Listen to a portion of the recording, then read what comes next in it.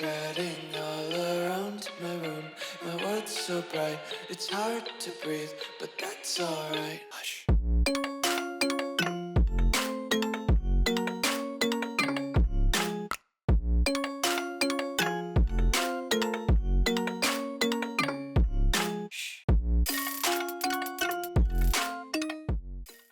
What's going on, guys? Welcome back to the video here on the World of Juice channel, and welcome back to another episode of the Cleveland Browns franchise. Today, we take on the Indianapolis Colts, who are not very good, and then we have the Tampa Bay Buccaneers. So two teams that should be fairly simple to beat. Fun fact, Tampa Bay, it's fun that we're playing them right now because they were our franchise team just last year in Madden 25, and now we get our two franchise teams to play each other. That's kind of fun.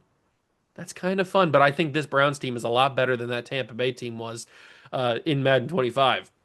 We've also got a franchise quarterback in this video. Julian Enriquez is our franchise quarterback for Cleveland Browns franchise. We're hoping that he can continue to skyrocket into the moon and even further than that, obviously.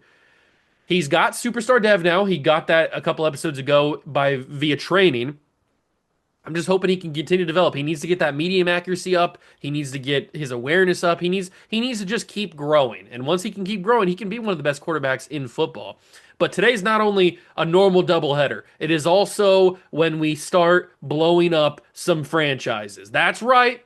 It's going to be time to trade some star players from some of your favorite NFL teams. We are going to be shaking up the NFL in today's video, so I hope you guys are going to enjoy. If you do, leave it a like, subscribe to the channel for more, join the Juice Club, and let's get into the shakeup. We will play the Indianapolis Colts on Monday Night Football on ESPN in the first game of the doubleheader. Then we've got a game against the Tampa Bay Buccaneers. It's another primetime game. It's our second primetime game of season 2, which is pretty fun. But if we go over here to the good old-fashioned standings, and we click on the whole standings, we rank the teams by their record. We go from worst to best. The Titans, the Saints, the Raiders, the Vikings, the Giants, the Lions, and the Colts, a lot of other teams too, but these are the teams we're going to be focusing on, are all teams that are ready to shake things up, to blow up their roster, to get some draft capital, trade their best players to teams that are contending, which would be these teams up here. Not us, obviously, but, well, maybe, but probably not. But all of these teams up here that are contending for a Super Bowl. So we're going to have some fun. I think the first team that we're going to handle today is the worst team in the league currently, ratings-wise. And that is, I mean, there's 4 teams with only one win. So let's go start with the Tennessee Titans and start trading away some of their best players for some draft picks. All right, we are here in control of the Titans, ready to trade away some of their best players, and I think the most obvious one is Jeffrey Simmons. 2 years left on his contract, 93 overall X Factor, 29 years old, very, very obvious trade piece here in this blowing up of the team. I mean, you can get at least 2 first-round picks for a guy like this. So if we go around the league to other teams who are interested in a player of Jeffrey Simmons' caliber, I mean, who needs a D tackle that's contending? I mean, the Dolphins might need a D, but they don't have any money.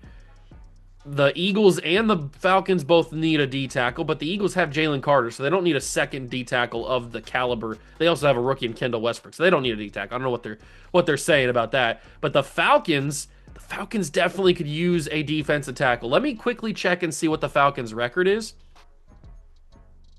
to make sure that they're a contending team. So the Falcons are 5-2. They could absolutely use Jeffrey Simmons.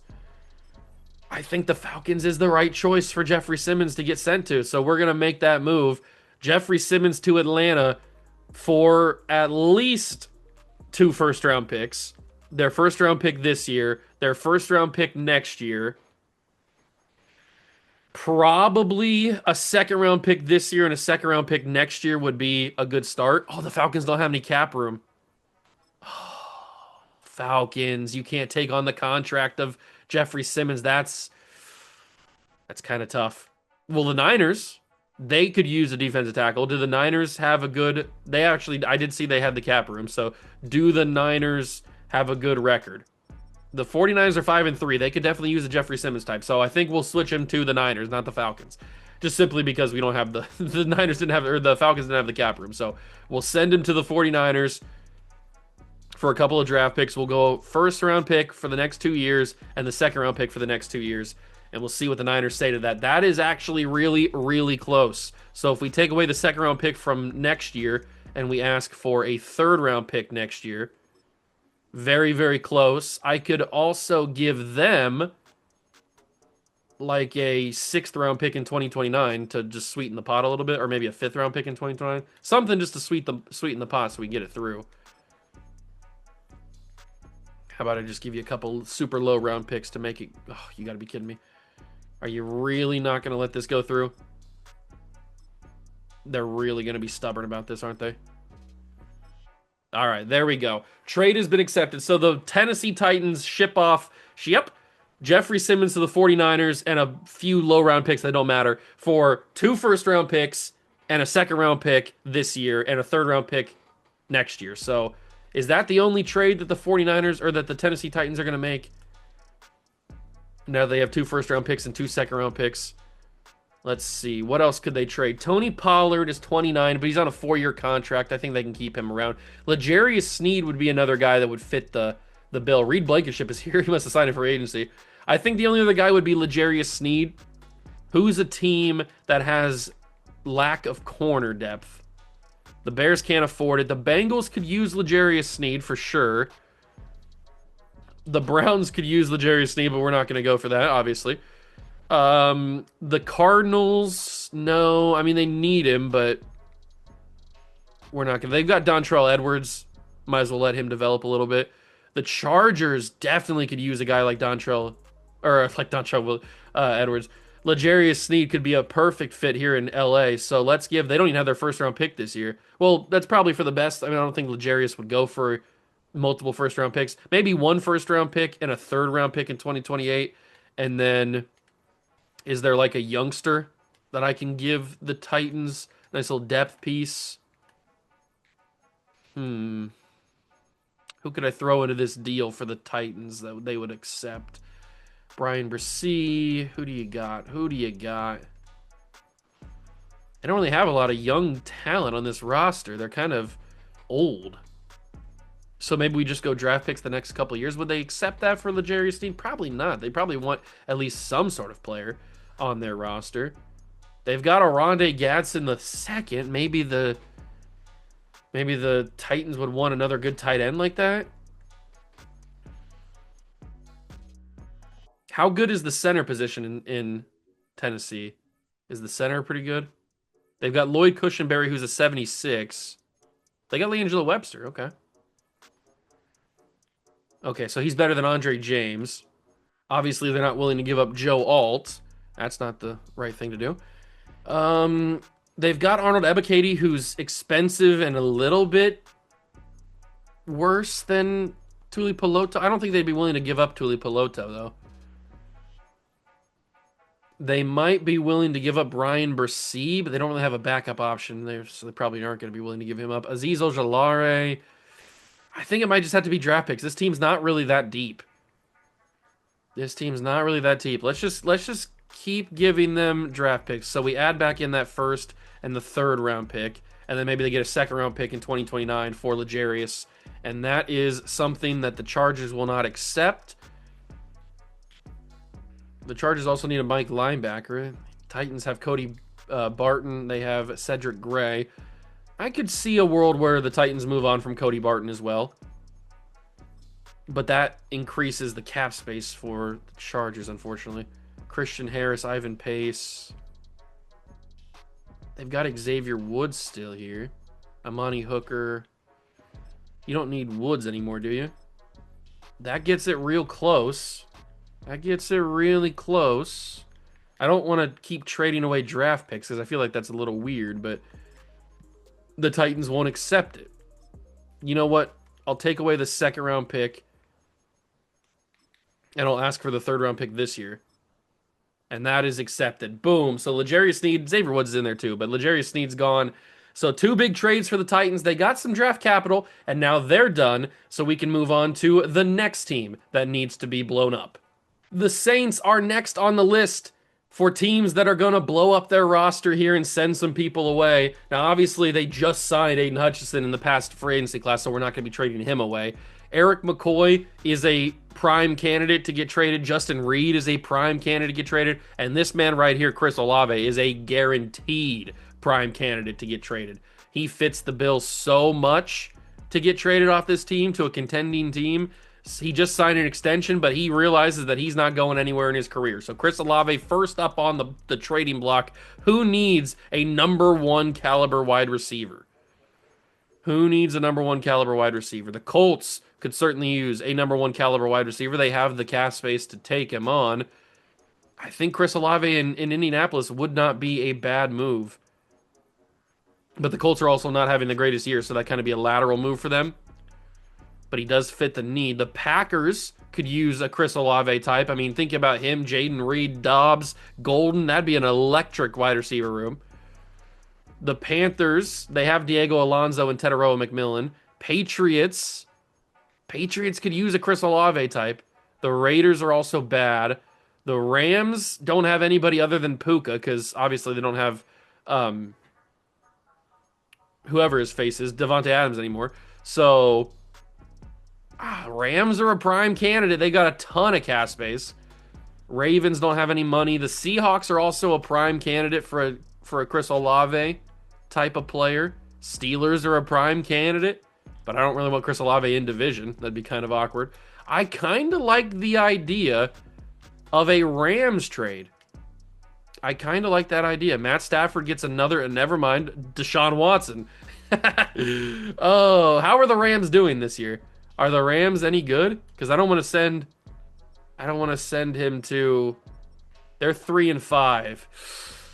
I don't really want to send Chris Olave. I feel like that's a lateral move, just like the other one was. I kind of like the idea of a Seahawks trade. How are the Seahawks doing? The Seahawks are 6-2. They could absolutely use Chris Olave. I kind of like the idea of that. So let's send Chris Olave to the Seattle Seahawks, pairing him up with Ohio State wide receiver Jackson Smith-Njigba. Obviously, first round pick, second round pick for Seattle, first round pick, second round pick, certainly for Chris Olave. Maybe even more than that. But I like the idea of this move. It's very close. What about just the 2 firsts and the second? That gets even closer. Probably have to give them something else. They also need a quarterback. Who is the quarterback currently in Seattle right now? They're 6-2. It's still Sam Darnold. Oh, that's right. They drafted Monty Torrance. I forgot about that. They drafted Monty Torrance out of Maryland.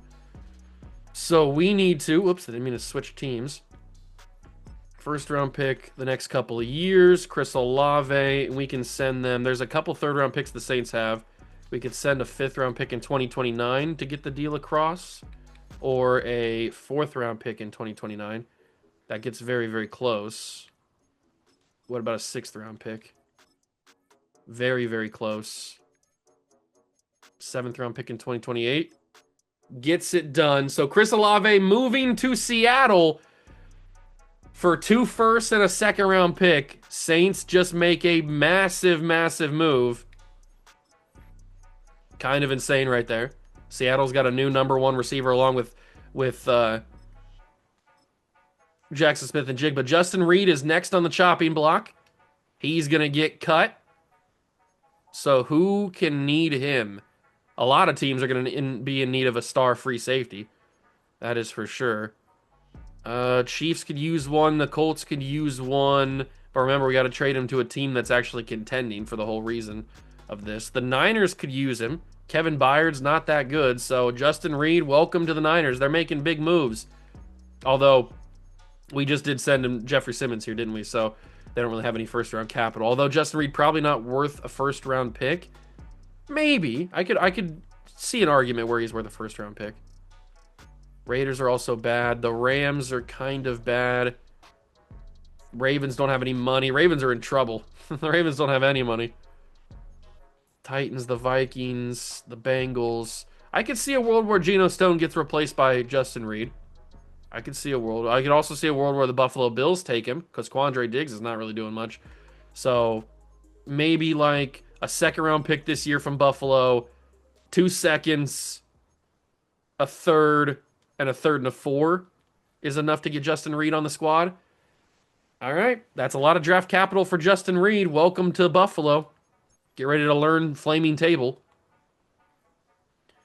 And then I think Eric McCoy would probably be a nice option to trade. So Eric McCoy going to be the final person to trade from the Saints. Saints are blowing it up. I told you. Everything's getting crazy. The Bengals need a center.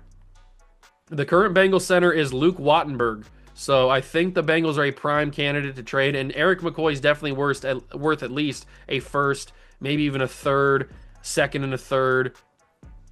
Definitely worth a lot of that. And he's going to cost a little bit more. 2 first-round picks, including the number 1 overall pick right now. They got 3 second-round picks this year. The Saints are going to go crazy in drafting. I can give away one of the third-round picks that they have to try to increase their capital. They got an extra third-round pick. They're gonna flip the third-round picks that they got in the other trade, the Chris Olave trade, or the Justin Reed trade, I mean. They're going to flip those picks to get the picks that they have this year. So another first-round pick. The Saints now have so much draft capital the next couple years. They have so much draft capital now. They've got 3 first-round picks this year. They've got 3 second-round picks. They got 2 thirds, a 4, a 5, and a 7. Then next year they got 2 firsts. They got 3 seconds, 2 threes. Yeah, the Saints are loaded on draft picks. Loaded on draft picks. So the next team that we've got to blow up, I think, is going to be a pretty interesting one. Next on the chopping block is the Las Vegas Raiders. They're also 1-7. They are in desperate need of a change here at the trade deadline here, and we are going to trade away some people. Max Crosby, you may have noticed, is leading the league in sacks, but Max Crosby is not a Vegas Raider for much longer. He's gone. Max Crosby is out of here. I don't know where he goes, but he is leaving the Vegas Raiders. He's got a 4-year contract. He's very, very good. He is a left edge, so we need to make sure that we trade him to a team that needs a left edge. That's also competitive because that's obviously where he wants to go. He wants to go to a team that is competing, like the Philadelphia Eagles. They've got Nolan Smith Jr. right now, but I think the Philadelphia Eagles could use a Max Crosby type. They've got the money to afford it. I like the sound of Max Crosby in Philadelphia. They've got 2 first-round picks. It probably would cost them both those first-round picks, I would think, to get Max Crosby. So if we send both first-round picks, even a second-round pick, and then a first and a second next year for Max Crosby, that is going to be, boom, Crosby's in Philly, and the Vegas Raiders just got a bunch of draft capital. That's a blockbuster deal. A blockbuster trade. We're not going to send Brock Bowers and Ashton Genty away because they're 2 building blocks for this Raider team. But Taylor Moton's a guy that can acquire maybe a second-round pick from a desperate playoff hunting team who needs a right tackle. Who's a contending team that needs a right tackle other than us? Who's a contending team that needs a right tackle? The Chiefs are in desperate need of a right tackle. They've got Jawan Taylor. I think the Chiefs would fit perfectly here. Now, would the Chiefs be so desperate to give Taylor Moton a first-round pick, to give the Raiders a first-round pick? I think a second-round pick. They got 11 7th-round picks and 6th-round picks. Jeez. I think 2 seconds, a 3, and a next year 4 would be enough capital for Taylor Moton to go to Kansas City Chiefs. And boom, the Vegas Raiders have blown it up. Max Crosby is in Philly now.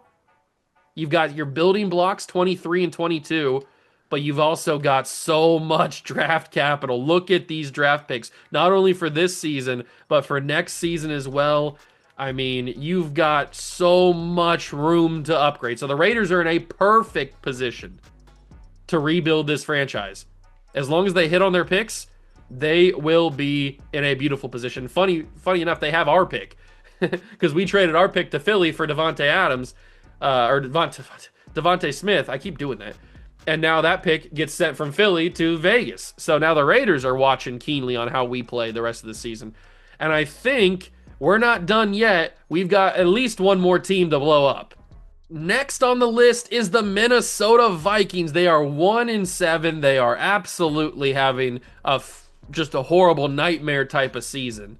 And they also need to free up some cap space. Now, there are rumors in real life NFL that Justin Jefferson would want a trade out. That could be a viable option. We could see Justin Jefferson leave the Minnesota Vikings right here, right now. I mean, that would be even more of a blockbuster trade than Max Crosby leaving. So I don't know if we'll do that, but I kind of want to shake things up. Justin Jefferson frustrated with the way things are going. JJ McCarthy's not developing. I think I'm going to do it. I'm going to make a splash. I'm going to make not even just a splash. I'm going to make a crater in the earth with this trade. So who's like the best team in the NFL? Who needs Justin Jefferson? I mean, we could use Justin Jefferson, but we're not going to have the capital to trade for him. Who's the best team in the NFL that could afford the Philadelphia Eagles. They did just get rid of Devontae Adams. But Justin Jefferson and A.J. Brown on the same team would be that would be cheating. I can't do that. The Panthers, the Rams have a ton of cap room. The Ravens are dead in the water. Seattle just got Chris Olave, so they don't need another receiver. Steelers can't afford him. Not many teams are going to be able to afford him, and the teams that can't afford him are the bad teams. So the first good team that can afford him is us, but we're not going to obviously do that. Then you've got the Cardinals. I don't know how the Cardinals are doing this year. Then you've got the Eagles, obviously. The fact that the Eagles can afford him is disgusting. I might send him to the Eagles just for the fun of it. just to create some sort of super team in Philadelphia. I think I did this last year in Tampa Bay, too. I created a super team in Philly. But if we gave them Justin Jefferson, they'd have Saquon Barkley, Max Crosby, but they can't physically trade him away because they just gave away all their capital to get Max Crosby. So, I mean, they do have 2 first-round picks in 2029, but I think the Vikings would want a little bit more soon draft picks. So, even though Philly would be a fun one to trade him to just for the chaos that it would cause, I don't think that's the right idea. The Jaguars are an interesting one. There's so many teams that can't afford him. The Patriots, the Panthers. Do the Panthers have a good season? Are the Panthers having a good season? Because the Panthers are an interesting one. They're 6-1. They're the number 1 seed in the NFC right now. Oh my God. Am I going to trade him to the Carolina Panthers with Bryce Young? I think I might. I think I might trade Justin Jefferson to the Carolina Panthers. Oh my God. This is out of control. This is out of control. The Panthers are a contending team. They're 6-1. It's got to be everything. I mean, it's literally got to be first-round picks galore. It's got to be first and second-round picks for the next 10 years, basically, to get Justin Jefferson on the squad. Panthers say that they don't feel the offer brings enough value comparatively. You're thinking that any of these draft picks that you have right now are going to ever draft you a player as good as Justin Jefferson? I highly doubt it, but that's Madden's trade system for you.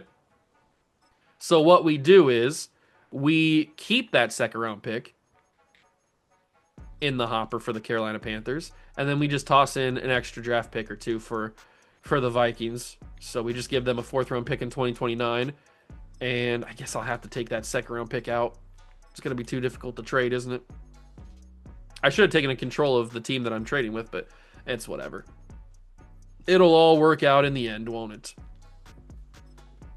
That's so close. What do I have to do? What do I have to do to get this to go through? Do I have to give up something like that to get this to go through? I think I do. What about the extra 6th-round pick as well? You just can't make it easy for me, can you? You just can't make it easy for me. Oh my God, you gotta be kidding me. How does that not go through? How does that not go through? What about a 6th-round pick this year? No? Okay. It's getting a little out of hand. I will admit that. It is getting a little out of hand for all the stuff we have to trade away, but I just feel like the value of Justin Jefferson deserves 3 first-round picks. So Justin Jefferson is now a Carolina Panther. Oh my God, it actually happened.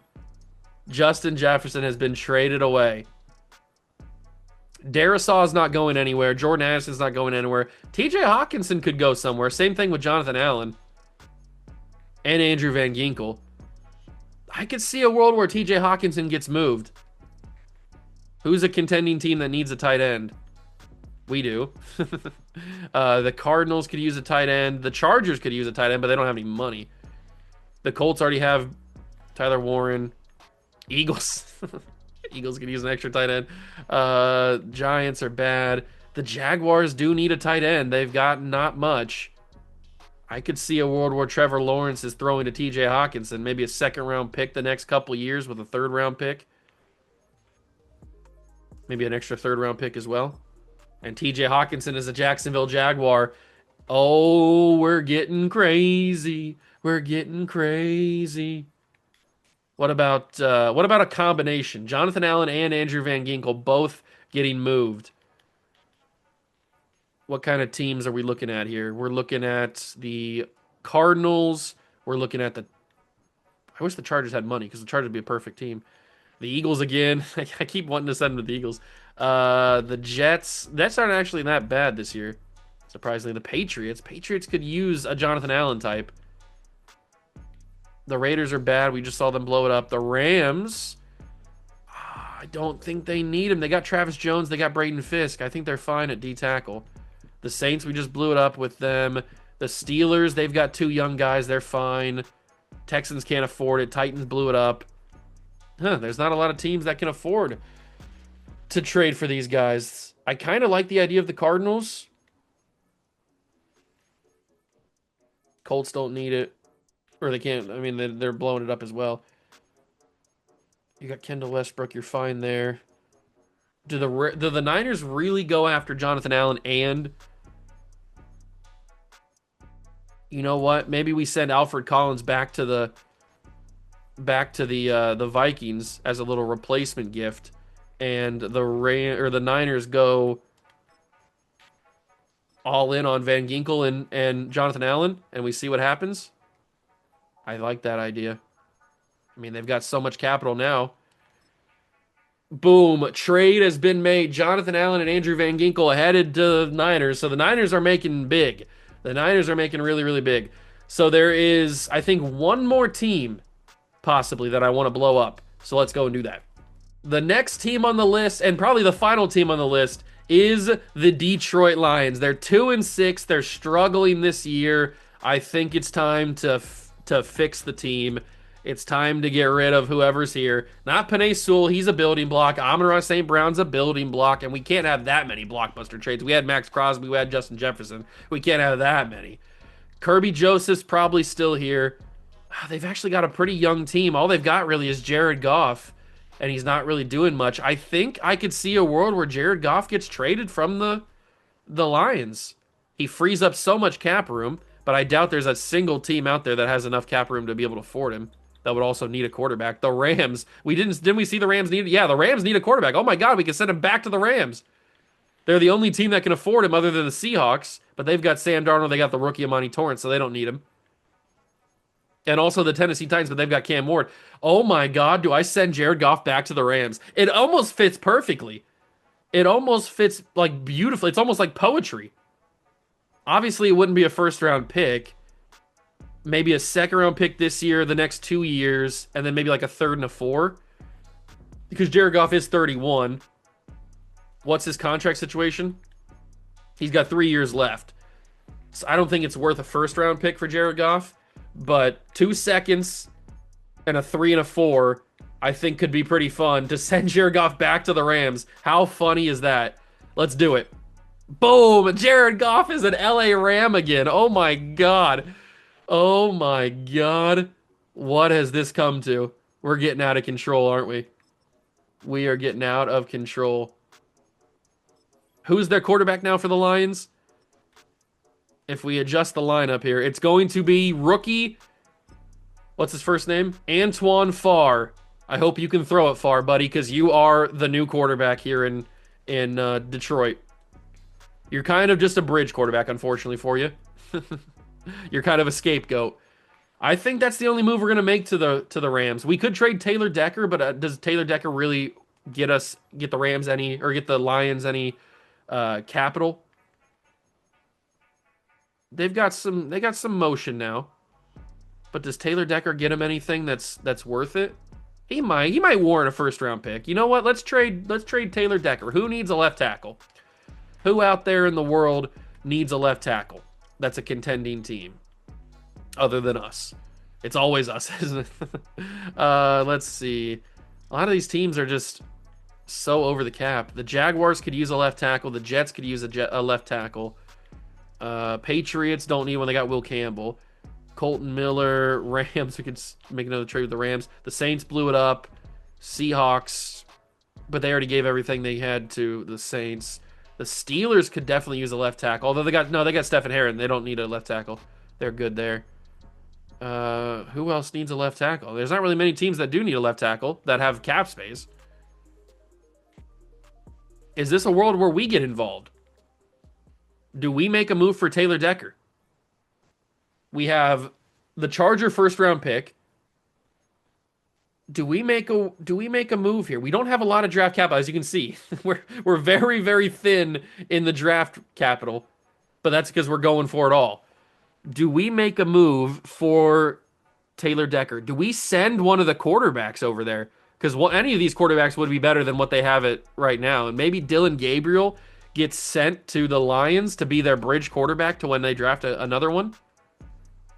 I don't know if I have enough in the hopper here to be able to send away to get a left tackle as good as Taylor Decker. I could give them Zach Zinter, I guess, but we really need the depth pieces. Do they need a center? Do they need a right guard? I mean, we could send them Ed Ingram. Do they need a right guard? What kind of offensive line are they working with? They've got Graham Glasgow, who's a 74. I mean, they don't really need an offensive lineman like Ed Ingram, but neither do we, really. I mean, we don't have to be the one. I'm just kind of throwing some things together. I think it could be fun to see Dylan Gabriel go over to, because he's never going to fit in our plans. We've got our guy right here. So I think it could be fun to see Dylan Gabriel go be the bridge quarterback for the Lions, and maybe he turns himself into something. I don't know. But I just don't know if there's any other... I could send them Justin Tucker, but I think I'm just going to cut Justin Tucker. I don't think we have the ammo. I don't think we have the ammo to send to the Lions here. If I sent them Alontae Taylor, would he play? He'd be the fourth corner. That might help them out a little bit. I keep doing that, the wrong thing. Alontae Taylor and Dylan Gabriel, and then what else could I give them that could possibly equal the value of Taylor Decker? I could give them Bilal Nichols. They need a D tackle. I'd have to give them Bilal Nichols. We're giving them just a bunch of scraps, and then I'd have to give them one of our picks.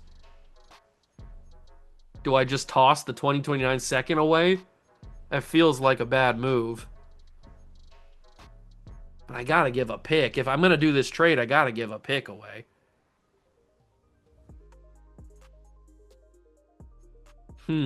How do I make this work? It doesn't have to be us, but how do I make this work if it is going to be us? Because I do think Taylor Decker on this offensive line would be really, really helpful. And we haven't made any moves ourselves in this video, so I think making a move like this could be fun. And also seeing Dylan Gabriel in the Lions uniform would be hilarious. But do I give up that second round pick? He's 29 years old. He is old. Or he's not even 20. He's 32 years old. He's got 2 years left on his deal. A second round pick in 2029 and 3 players that can start for you, or at least that can play for you while you build your team, I think is a fair, and you get a quarterback out of it. You don't have a quarterback option that's better than Dylan Gabriel, so I might make this move with the Detroit Lions. I'm going to do it. Taylor Decker is a Cleveland Brown. I did not think we'd be making that move, but we did. So that is all the trading we're going to do for today and for this season. Kind of insane moves. I mean, Jared Goff is an LA Ram again. It all comes full circle, I guess.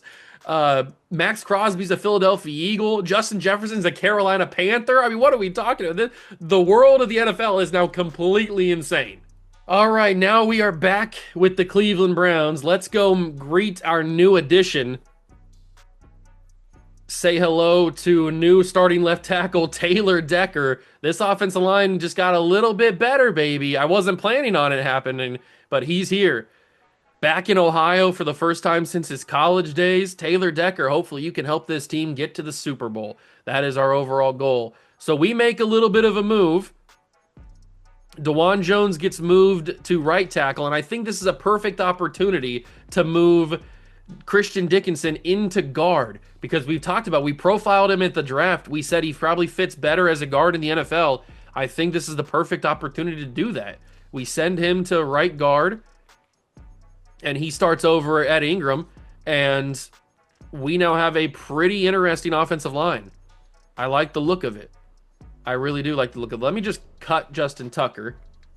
So I keep forgetting to put I keep forgetting to put our rookie kicker in at kicker. So I just cut him so we don't have to worry about that anymore. All right. Kind of an insane move, I will say, but we did it. We did it. The defense is looking pretty sexy. Love to see it. Special teams, we got Escobar now at the starting kicker. We've got Seawright is going to be the long snapper. Perez and Velasco are the kick returners, obviously. We've got rush ends being Garrett and Chase Young. Slot corner is Will Johnson. Sub linebackers JOK. I think I'm okay with everything here. Gadget player being Rico Dowdle, I'm not a big fan of. I might want slot receiver being Devonta Smith is interesting. Has he been our slot receiver? Has he been our slot receiver? I don't even know. Let me go to the depth chart. I don't think Devontae's been our slot receiver. Let me go to slot receiver. Devonta Smith. I mean, we could have Velasco or...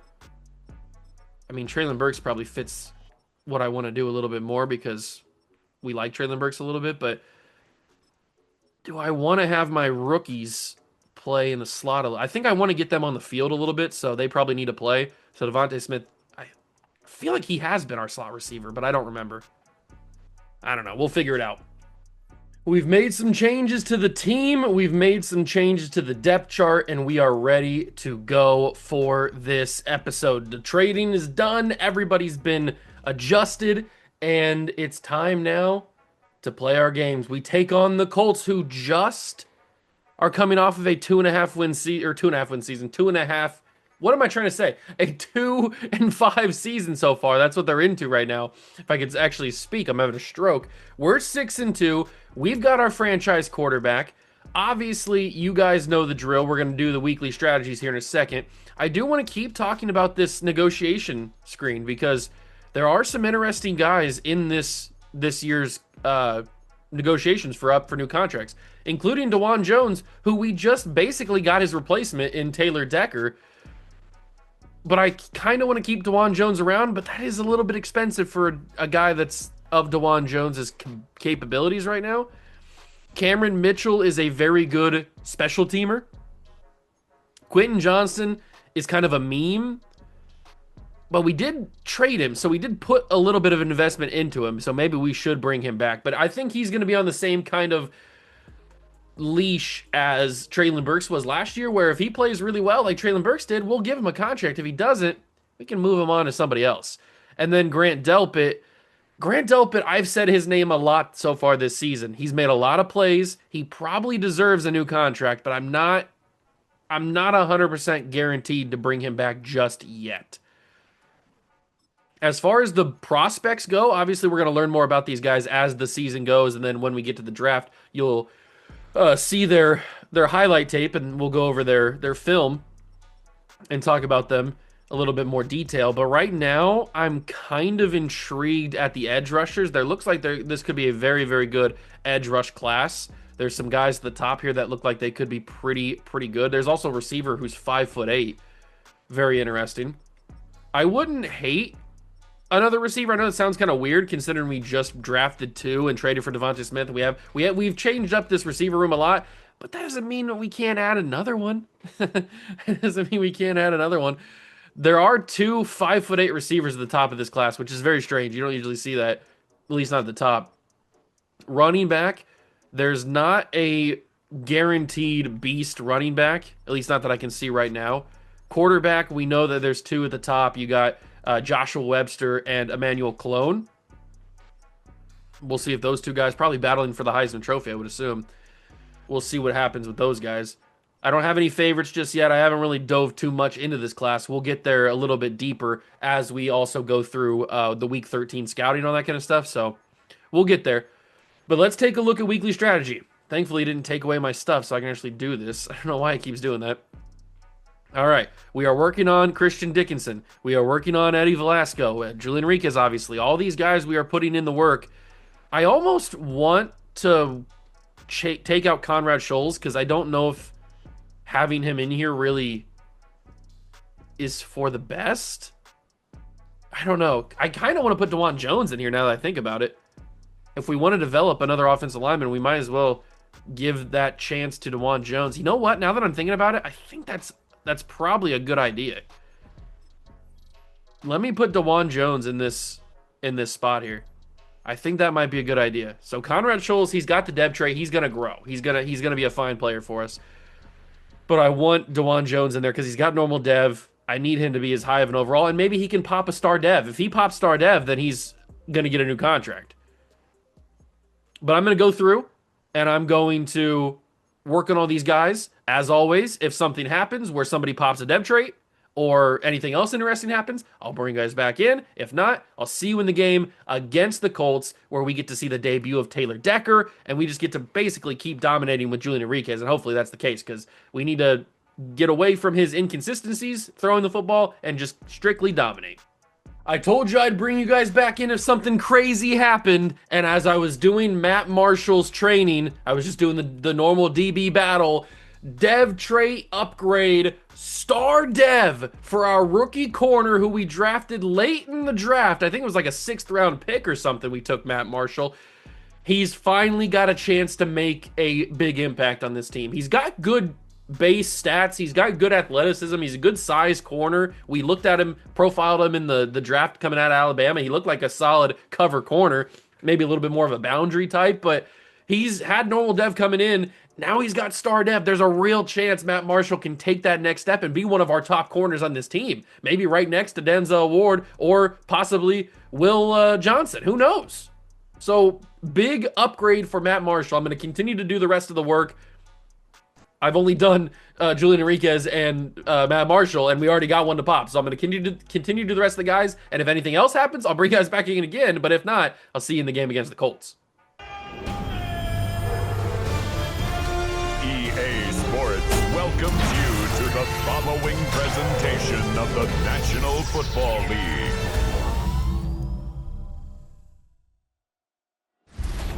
Now, if there's a city that knows the proper way to smash a guitar, yeah, it is this city of rock and roll. Man, in the footsteps of Hendrix, Cobain, and so many others. Another one has been shattered to pieces before kickoff here at Huntington Bank Field in Cleveland. Tonight, a good one here in the AFC. It's the Indianapolis Colts and the Cleveland Browns. On the Colts sideline, that's head coach Shane Steichen. This guy's trying to end the front half of this season on a better note. Currently 2-5 on the year.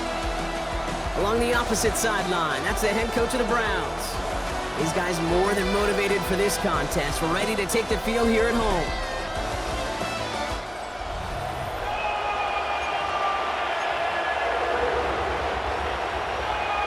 Here we go. Monday Night Football live on ESPN. Everybody's watching as the Browns take on the Indianapolis Colts.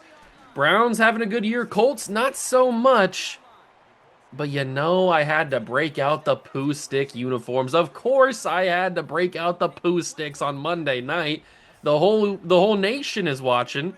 We wanted to impress. You had to dress to impress, and you dress in the poo sticks on Monday Night Football. So here we are against the Colts. Anthony Richardson, Jonathan Taylor. We're familiar with this roster.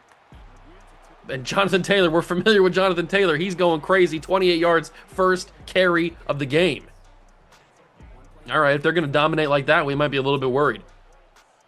It is Anthony Richardson at the end of the day. This is year number 2, so he hasn't grown that much in his overall. He's probably into the middle 70s, I would have to say. There's no way he's any higher than that. So we don't have to worry too much. False start by the veteran, the Hall of Famer. Wow, Quentin Nelson getting an early jump. That's rare. Or was it Tyler Warren? They're showing Tyler Warren. I saw Quentin Nelson jump, but it might have been Tyler Warren. He might have been reacting to my guy who jumped because Tyler Warren jumped. I don't know. Somebody jumped. That ball's out. JOK forced it. It's Grant Delpit, and Grant Delpit's got a touchdown. Oh my God. We're gonna score on Monday night. Grant Delpit recovers the fumble forced by JOK. Grant Delpit is making a very strong case for a new contract. I mean, JOK laid the boom on Josh Downs, by the way. And Grant Delpit puts that one in the end zone, does a little high step, and then salutes the dog pound as we take a 7-0 lead in the first quarter, in the first drive. That Colts drive was looking a little dangerous there for a second with Jonathan Taylor popping off for a couple of runs, and then Anthony Richardson was tossing a couple passes, but, I mean, penalties, oh, my thumb slipped.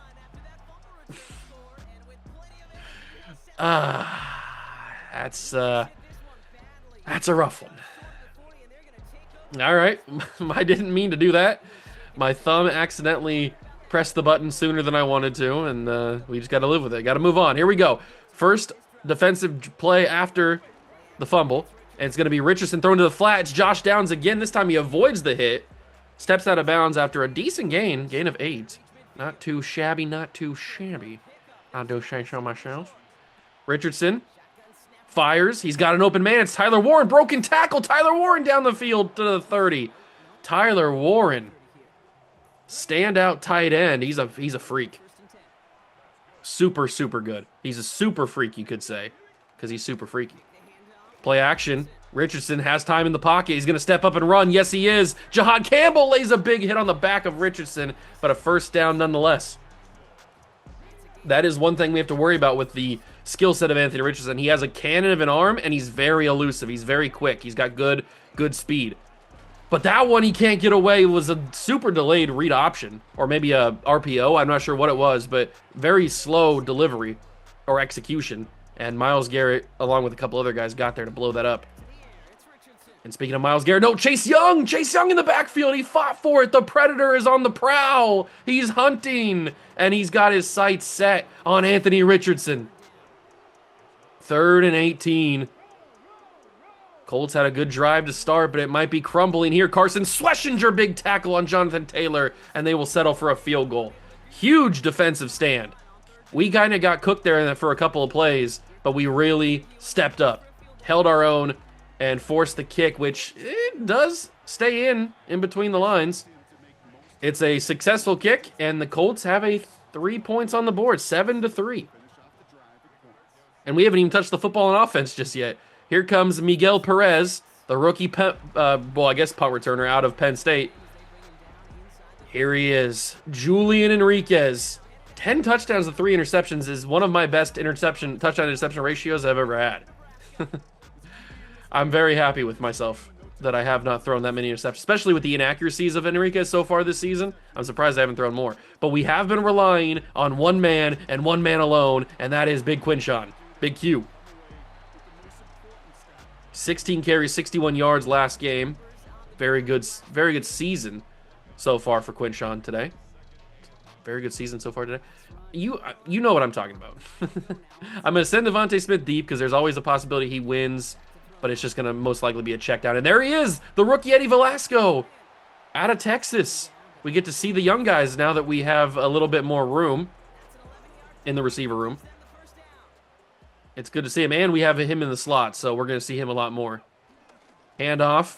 Decent block. Look at Devonta. He didn't even care. Devonta Smith, he knew. He's galaxy brain. Devonta Smith did not even care about that second-level guy. He was going to the third level because he knew that Quinshon was going to get around the corner, get past him, no troubles. But he knew that Quinshon wasn't going to be able to break the tackle of the safety coming down, so Devontae goes to the third level to block him, and that pops open Quinshon for a touchdown. This team is playing on all cylinders right now. We are unbelievably good. 14-3 as the first quarter is coming close to an end. I mean, it doesn't get much better than what we're playing right now. And you may have noticed we ran to that left side where we have new addition Taylor Decker locking down the left tackle spot. Maybe that play doesn't open up as well as it did if DeJuan Jones is still on the left side. He's now on the right side, but we haven't run to the right side, crucially. And the Colts, I mean, the Colts got to feel like they got punched in the mouth here as Jonathan Taylor has another big run. We got to stop him somehow. But you got to, if you're a Colts fan or even a Colts player, you got to feel like either whiplash or something happened to you because it's still the first quarter. It's already 14-3. Like, how did this happen?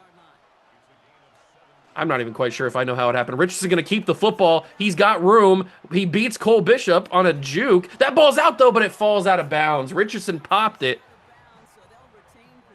Richardson drops it. Falls out of bounds. We could not recover it in time, and they'll just keep possession, unfortunately. Sucks to suck. End of the first quarter. We lead 14-3 here on Monday night in front of the home dogs. Everybody's hyped. You got a 6-2 football team on your hands. How could you not be hyped? How could you not be stoked to the max? Richardson fires, knocked incomplete. The reaction time of Cole Bishop is electric. I didn't even know if he was going to have a chance to turn around there, and he did. Not only did he turn around, he swatted it away. Big time pass deflection. Richardson got time in the pocket. He fires it, dropped again. This time, it's Greg Newsome. Was Greg Newsome doing a little BTA? Or B2A, I should say? Looked like he was whipping somebody. Richardson's gonna take a sack. Who is it? It's Cole Bishop! Cole Bishop. Huge on this drive. A pass deflection earlier in the drive and then a sack on a safety blitz. And the Colts will be forced to punt. Oh, this team's electric right now. We found the groove. That's a crazy good punt, though. Knocked us at the 11. We found something here in Cleveland. We've got a good group of guys. We got a real good group of guys right now. The handoff to Quinshawn. Didn't lock up the line like I needed it to. Taylor Decker. Little bit of a missed block there, I would have to say. He was trying to get to the second level. I respect it, but you gotta make sure that the first level's taken care of before you move to the second level. There's Eddie Velasco. He gets a decent catch. Is Eddie Velasco going to become a household name here on the World of Juice channel? He might be. If I keep throwing him the football. Oh, no! Pick six. Indianapolis. Devonta Smith was so unbelievably open. He had 17 steps on the corner there. You got to see this. But this is classic Julian Enriquez. He's been doing this all season, and I literally talked about it before this game really got going, saying how I haven't really thrown that many interceptions despite his inaccuracies this year. Look how far Devontae has on this guy. If he catches this in stride, it's a touchdown. Nobody's catching him. And the ball is thrown so far behind him. It's basically Enriquez threw it to the corner. Oh, Julian, you got to work on that, man. It's slowly but surely, it's going up. His accuracies are going up. The crazy part is his deep accuracy is really good. His short accuracy is really good. His medium accuracy is fine. It's not amazing. You saw it right there. That was medium accuracy at its finest. And the Colts have now gotten themselves back into this game thanks to the interception and the pick six. Oh, Devontae was so open too. Just a brutal mistake from a young rookie quarterback. Can't be having those. Can't be having those. That's too big of a receiver to miss.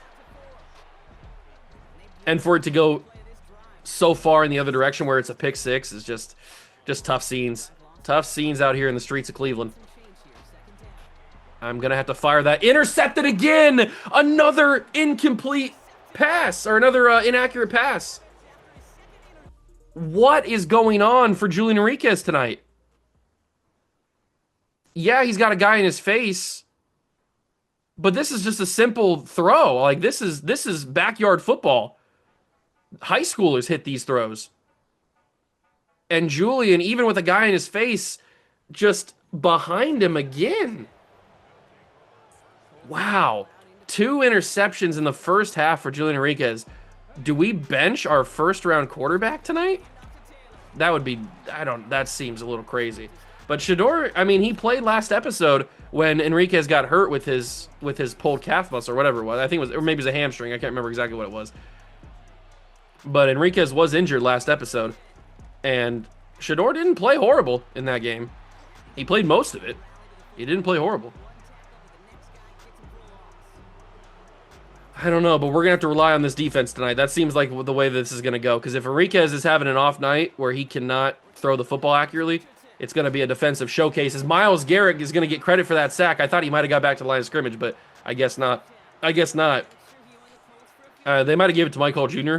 I don't know. Maybe it was half and half. I'm not sure. Hall was celebrating, so who knows. Another field goal, and the Colts, man, this game started out so well for us in the first quarter, and now all of a sudden the Colts have brought it to within a point. We haven't been able to do much. We might have to go strictly ground game for a little bit because Julian Enriquez is not playing like he should play. Like last episode, he was almost perfect. He didn't really have any missed throws. He wasn't really making bad decisions. He was on top of his game. But this game so far against the Colts, he is not. Maybe the lights are too bright. It's not his first primetime game. He had one earlier in the season. It's his second primetime game. I mean, some people aren't built for the Monday night lights. I hope that's not the case. I hope he's just having a little bit of a struggle, and he'll battle through it. But we got to battle through it now, or we're going to be in danger of blowing this game before it really even gets out of hand. Little underneath throw to Velasquez. Good block. Allows Velasquez to get that first down. Quinshawn Judkins, a man of the people.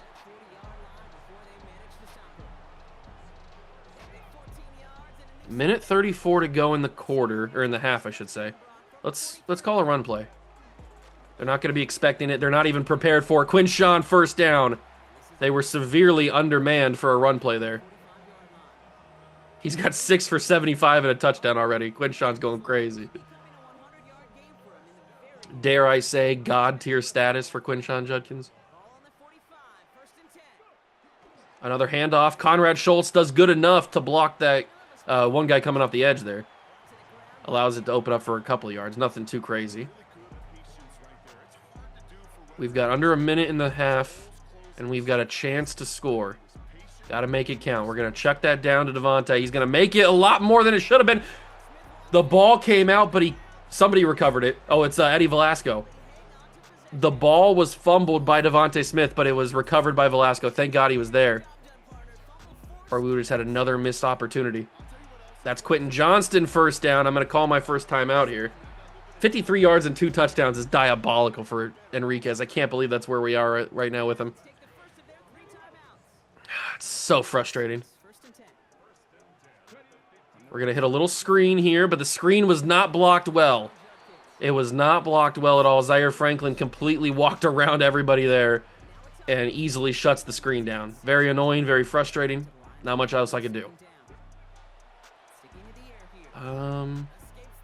Do I just take off and run with Enriquez? This seems a little crazy, but Julian Enriquez is a crazy guy. Touchdown, Enriquez. He's not a scrambler, but he did it anyway. He's got the heart of a lion. Julian Enriquez. King Julian just delivered an absolute masterpiece. Wow. That's like seeing a polar bear in Texas. I mean, Julian Enriquez, not known for his scrambling ability, rarely scrambled, if at all, at the University of Nebraska. Some consider him a comparison to C.J. Stroud in terms of his non-scrambling ability in college. He almost hated scrambling, just like C.J. used to hate scrambling. He scrambles a little bit more now, obviously, but in college at Ohio State, if you watch the film, C.J. had plenty of opportunities to run. He never took them. Or if he did, he reluctantly took them. And that was the same kind of way that Enriquez was at Nebraska. Not his first option was not to run, that's for sure. 11 seconds left in the half. Hand off to Jonathan Taylor. He's got a chance to pop one. Just don't let him take it to field goal range. That could have been very devastating. We might have a shootout here in Cleveland. I didn't think that was the way this was going to go after the first quarter, but this second quarter's taking a turn. Get to the quarterback. We can't. It's going to go deep. Somebody knock it down. He caught it, but he's out of bounds. Josh Downs almost made a miraculous play. We'll go to the half up 21-13. That was dangerous. Josh Downs actually caught that football. All right, halftime report. So let's get after it. We should know the results of every game because we are the Monday night game, so every game should be finished. Please, Steelers. Steelers, come on. It seems weird rooting for the Steelers, but please. It's a Derrick Henry receiving touchdown. 28-0. I forgot they had Gardner Minshew at quarterback. Yeah, the Ravens dominate them. The Ravens just keep on. Ooh, Patriots versus the Jets. 6-1 New England. Come on, Patriots. For the love of the game. Oh, Drake May, little play action. Fires it. He's got the best balls in the league, baby. And Stephon Diggs comes down with the catch. 17-10. Patriots win. Love to see it. Love to see it. Over Sauce Gardner as well. Both of them went for touchdowns. A battle of two 5-3 teams, the Dolphins and the Packers. All right, who's the highlight going to be about? It's going to be Jordan Love handing to Josh Jacobs, little juke move. Jacobs, another juke, a third juke. He broke so many ankles. Josh Jacobs should be arrested for the amount of ankles he just broke right there. Jesus. All right. For some reason, not all the games have played, even though we're the Monday night game. I don't know what that's all about, but whatever. We have had an up and down first half. And really high highs and a couple of really low lows. So we'll see what happens here in half number 2. I just hope it goes better because, at least for Enriquez, he's got the rushing touchdown, but he's got the 2 picks. One resulted in a pick 6. We might have to rely on Quinshawn a little bit here. May have to go to the Quinshawn bag. We do get the ball to start the second half. I'll probably flip on the chew clock flip so that we can get moving in this game a little bit faster. Perez returns it to the 21. That's where we begin. All right, let's turn on that chew clock. Let's rely on Quinshawn Judkins. He's had a big game today, at least a big first half. Let's hope he can have an even bigger second half. The blocks are not materializing for where we need it to be, and it's a 1-yard gain. Not much blocking on that one. That's okay, because we do have Enriquez, who we can fire to Jerry Jeudy wide open. Nobody around him. Jerry Jeudy first down and more. See, if we just do little throws like that, we'll be fine. Although I tried a couple little throws like that earlier in the first half, and they got picked off, so who knows what's going to happen. Enriquez just needs to get his sea legs. That's a throw. Is that roughing the passer? They hit Enriquez late. I felt my controller vibrate. It's a holding call like it always is, and it's on DeJuan Jones. He gets penalized so much, dog. In college, it was false starts, and now in the NFL, it is holding penalties. So frustrating. But Eddie Velasco, he's got a lot of speed. That's why we drafted him in the first place. He gets all those yards back, gets the first down. Eddie Velasco, God. Legendary player. All you need to give him is a little bit of room, and he'll take it to the house. Quinshawn fights forward. Look at that. He got contacted basically at the line of scrimmage. And he took it for, what, like 5 yards, 6 yards, something like that? I did see JT Tuimoloau on the field there for the Colts. I see him over there. He's on the right side, number 91. Teammate of Quinshawn Judkins at the Ohio State University. National champion. Devontae Smith, juke move. Tackled at the 27. All right, Enriquez is starting to get in a little bit of a groove, but we don't want to get too overconfident with him, considering the history in this game so far. Can I audible out of this? Yeah, let's go inside zone. That's a little bit better. Handoff, good blocks. Another good block from Jerry Jeudy springs open a big gain. 10 carries for 103 yards for Quinshawn. A little bit of that has been inflated because he had such a big run earlier in the first half, but a lot of that has been the dirty work. And he's been doing a lot of it. Dylan Sampson, he gets a big gain. Okay, we don't see a lot of Dylan Sampson. So I'm happy whenever he can get in and give Judkins a little bit of a breather. That's wide open. Eddie Velasco, his first NFL touchdown. Congratulations, big man. Eddie Velasco pointing to the Cleveland Browns fans because they might see a future Hall of Famer on their field right now. Eddie Velasco, first career touchdown. What's the celly here? Oh, he's pouring drinks for everybody. He's a bartender. I mean, that's a fitting way to celebrate your first career NFL touchdown. Congratulations to him. Eddie Velasco probably didn't have to go secure catch there. He probably didn't have to go to the ground, but hey, it works out in the end. Can I see that team celly again? I want to see the celebration. Let me see it. Let me see it. Can I see it? Knowing the NFL or knowing Madden, it's not going to let me see the whole celebration. Okay, we see a little bit of that. We see a little bit of that. Okay. And it cuts off right there. Of course it does. All right, whatever. We'll kick the extra point. Go up 28-13 with 1:15 to go in the third quarter. All right. That was a good drive. I feel like Enriquez is starting to get into a groove. We're not getting overly aggressive like we were. I guess you can consider we were a little bit overly aggressive in that first half. Maybe taking some shots that we shouldn't have taken deeper. Not super deep down the field. They were just in the middle of the field, but maybe a little bit aggressive. Just gotta calm it down. I mean, Jonathan Taylor, 6 carries for 69 yards. He's having just about as good of a game as what Quinshon's having. But we need to come out here on defense and absolutely obliterate Anthony Richardson and Jonathan Taylor in this whole offense. It's going to be a Jonathan Taylor handoff. Myles Garrett can't bring him down. I beg to differ. There's not many people in the NFL that can rip off a Myles Garrett tackle attempt. I guess Jonathan Taylor is one of them. 40 seconds to go, third quarter. Richardson fires, gets away from the Chase Young sack, and he fires for a first down. It's Josh Downs. He's been a big target today. It's been really Josh Downs, and that's it. I mean, Michael Pittman has, I think, like 1 target, 2 targets maybe. It's been Jonathan Taylor, Tyler Warren, and Josh Downs has been the offense for the Colts. Richardson fires, incomplete, inaccurate.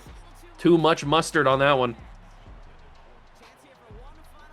Final play of the third quarter. 4 seconds remain. 2nd and 10 from the 43. Richardson, time in the pocket, chooses a scramble, rolls, and throws it away. You had time in the pocket. You forced the acceleration of the play by scrambling when you didn't need to, and then he just throws it out of bounds. Very weird decision-making from the former top pick in the draft. And we'll see what he does on 3rd and 10. You think they got to go for it on 4th down regardless, right? If they get any yards or not. Just the situation that they're in right now. Richardson going to scramble again. This time he might take off. He will. Denzel Ward can't bring him down. He steps out, but he gets the ball across the first down line. And Anthony Richardson just got a first down on me. That's tough. He really shouldn't have done that. Denzel Ward should have brought him down. He's going to take off and scramble again. This time he's got way more yards. Please hit stick this man. Okay, we kind of did, but he holds on to the football. Anthony Richardson is making this offense work because he's scrambling. That's the only reason they have any sort of yards right now in this drive.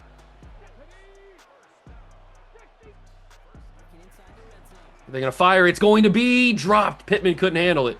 Newsome was playing tight on him. I was trying to go for the pick on the jump the route, but I didn't really get a good angle on it. Oh, that's a free reign. No. Myles Garrett still brings him to the ground. They didn't even block Myles Garrett. I was hoping I could get a free reign, but he threw it. And I think he threw it off the back of his offensive lineman. And it's a quick 3rd and 10. Is Anthony Richardson going to scramble again? I wouldn't put it past him. He's going to fire it up the middle. Pittman holds on. First down. That's some strong hands from Michael Pittman. He had a guy blanketed on him. Like one of those gravity blankets weighing him down, and he still held on to that. That's a good catch. Jonathan Taylor finally getting back involved, and he's going to be brought down at the 8-yard line by MG. From the 8, 2nd and goal. Colts are in desperation mode. At least you got to think they're in desperation mode. They're going to overthrow Tyler Warren. That's a touchdown if Tyler Warren catches it. But Anthony Richardson, again, too much mustard. Too much mustard on that throw. Got to be a little bit softer, a little bit more finesse. Richardson going to scramble. I don't have anybody in the area. Touchdown, Colts. We weren't prepared for the Anthony Richardson scramble, and he just easily takes it. That was all Anthony Richardson on that drive. As much as I hate to say it, it wasn't his arm that did it, though. It was his legs. He had like 3 different scrambles on that, maybe even 4 on that drive, including the touchdown, where the offense was left for dead and he made it work. So, I mean, kudos to him.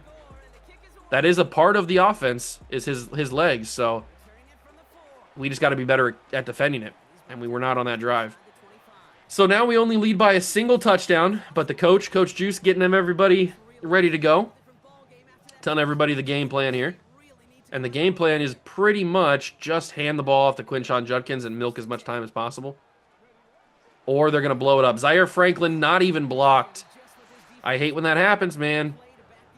I hate when I have a pretty decent run attempt and it's not even close to being blocked.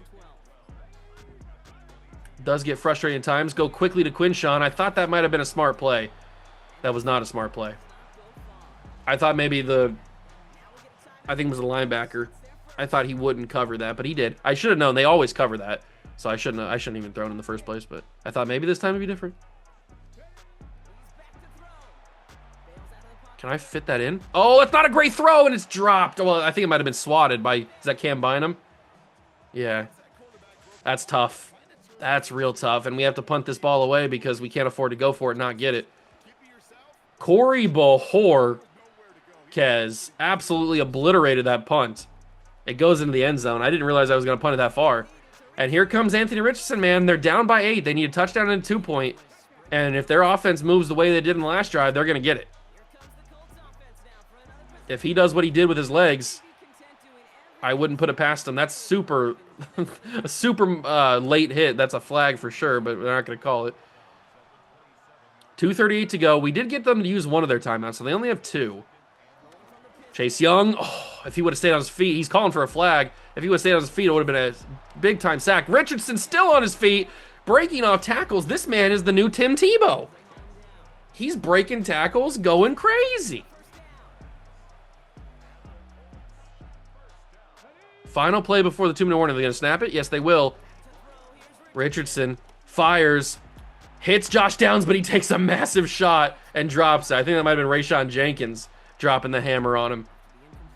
I mean, Josh Downs has been put through the blender today. He's been taking some nasty shots. Richardson breaks off the Myles Garrett sack. He's a pinball today. He's bouncing around, bouncing off of different tacklers, staying on his feet. I didn't realize Anthony Richardson was going to be this much of a problem, but he is a menace right now with his legs. He's such a big body, it's a problem. Alec Pierce, good catch. Colts got some receivers with some strong hands. God gave them big hands and a strong grip, so it's understandable. Richardson going to do it again.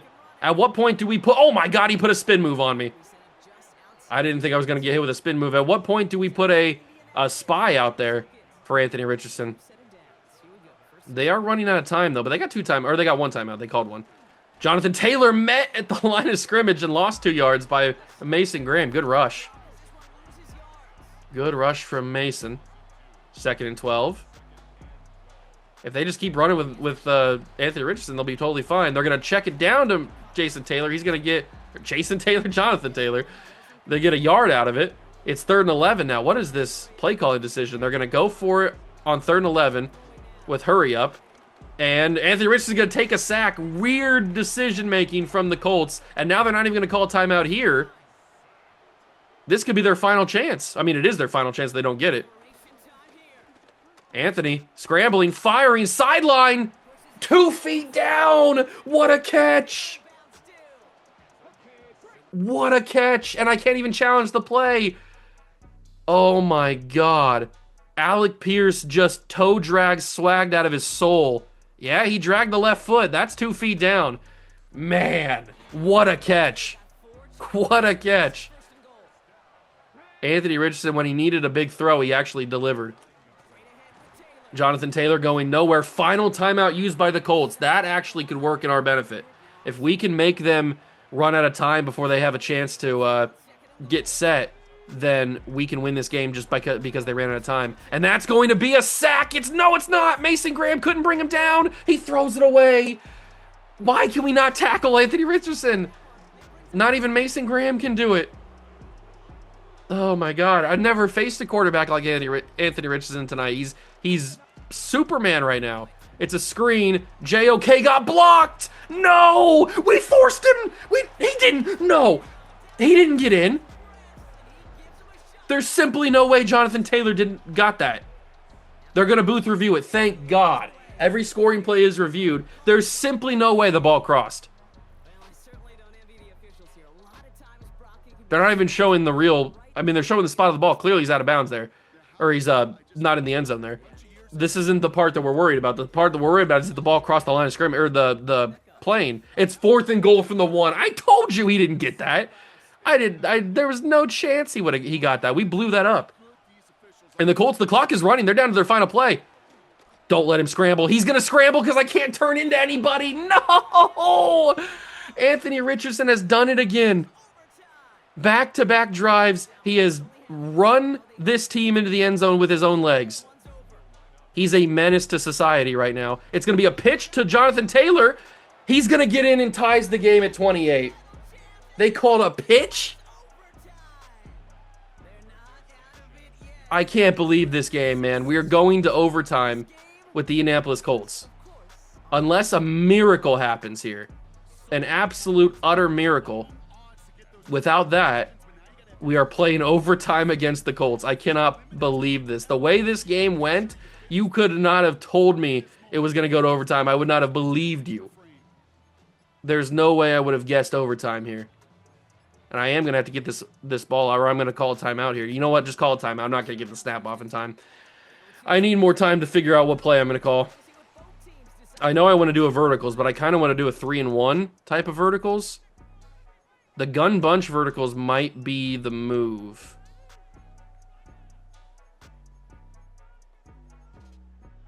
What vertical do I... Here we go. Gun wide trip. That's what I want to call. And they're going to press on Devonta Smith.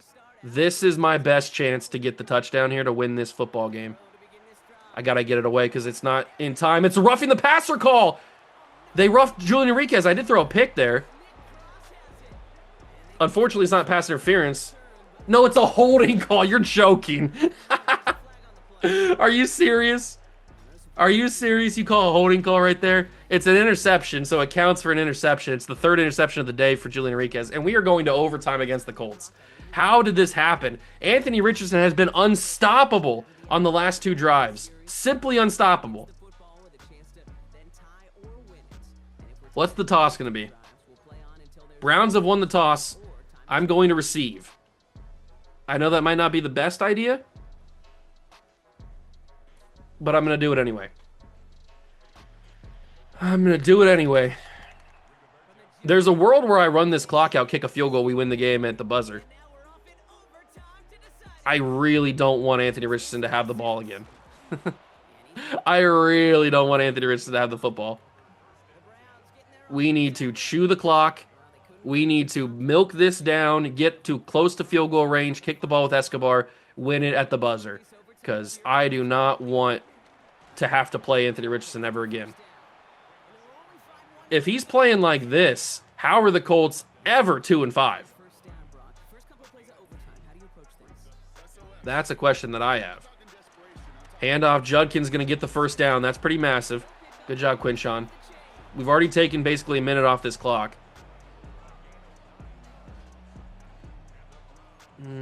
Let's go with the wide zone, maybe.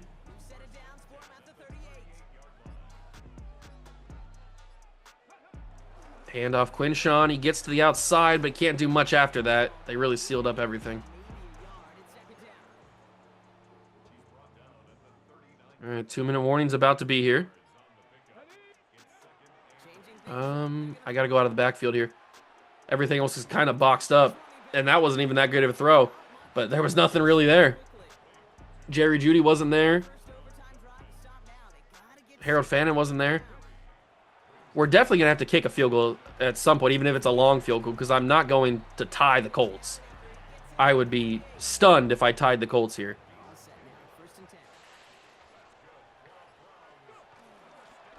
Handoff Judkins. He's going nowhere. We got to call that timeout. Well, that didn't work, did it? I didn't think Zaire Franklin would just be free. Come on, just a few more yards into field goal range. Just a few more yards into field goal range. There's Harold Fannin. Just get out of bounds, Harold. It's 3rd and 5. 44-yard line. Jerry Jeudy known for beating his press coverages. I can't trust it, though. I lobbed it. I didn't mean to lob it. I hate myself. I hate myself. I hate myself. I absolutely want to die. I can't believe I just lobbed it. I did not mean to do that, I promise you. I accidentally pressed it and didn't hold it. It was supposed to be a bullet pass. I promise you it was. Jerry Jeudy's got that. 30 seconds left. Do we try to run another play? I think we try to run another play and line it up a better run is what we try to do. Or line up a better kick.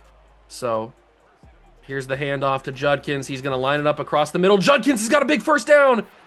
Okay, that doesn't really change things. It just gives us an easy easy field goal. We're going to call the timeout right there at the 2-second mark. And Escobar, the rookie. This is a lot of pressure to put on a rookie kicker. Why are they not giving me the field goal suggestion? That's really weird. Special teams, 33-yard field goal. A lot of pressure to put on the rookie kicker, but he should drill this. They're going to ice me. Makes sense. But I know what I'm doing. I don't have to move the arrow that much. I should be able to drill this. I only had to move it a little bit. If we don't get this, it's a tie game. If we get it, it's a win. Here we go. That should be good. Escobar, the rookie from Ohio, drills it, and the Browns will go to 7-2. We survive the trap game. We had to go to overtime, but we survive it. Jesus Christ, that was a crazy game. That man right there is a freak. He might not be good in real life, but in Madden, he's a monster. His legs are dangerous. And yeah, you could probably put a little bit on coaching for not adjusting, but that man really made me sweat. 3 interceptions for Enriquez. Rough game for him. Rough game for him today. Now he's got, what, 11-6 touchdown to interception ratio? That doesn't look as good as 10-3, that's for sure. Oh, but we survived the game. We don't get upset by the Colts. I would have been devastated if we would have lost to them. 2 big upgrades, Delpit and Mike Hall Jr. Good to see.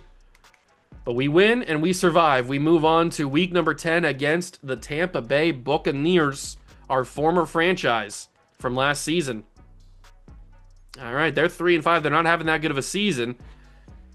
I'm going to go and do the weekly strategies as always, and then I will obviously bring you guys back if something good happens. If not, I'll see you in the Bucs game. It's another home game. I feel like we only play home games, but whatever. It's another home game.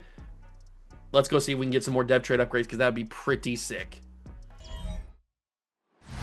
Well, if there's a city that knows the proper way to smash a guitar, it is the city of rock and roll. Man, in the footsteps of rock legends of the past, another one has been shattered to pieces before kickoff here at Huntington Bank Field in Cleveland. Today, we're ready for an entertaining battle between the Tampa Bay Buccaneers and the Cleveland Browns. On the Tampa Bay side of the field, head coach Todd Bowles. These guys looking for a repeat of last week's win here. Along the opposite sideline, that's the head coach of the Browns. These guys are ready as they always are to play in front of this home crowd, hoping the extra surge of momentum pays off in a win.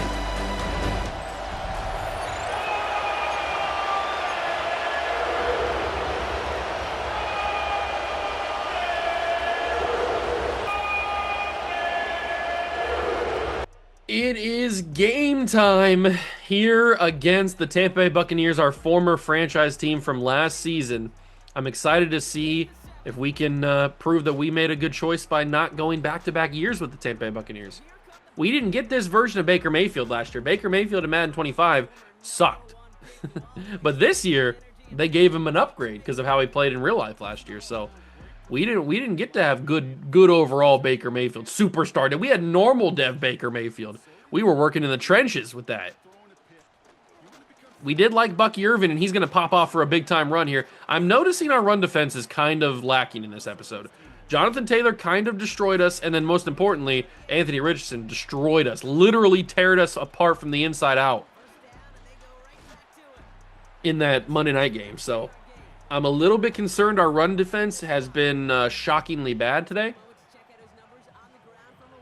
But maybe we can overcome the odds.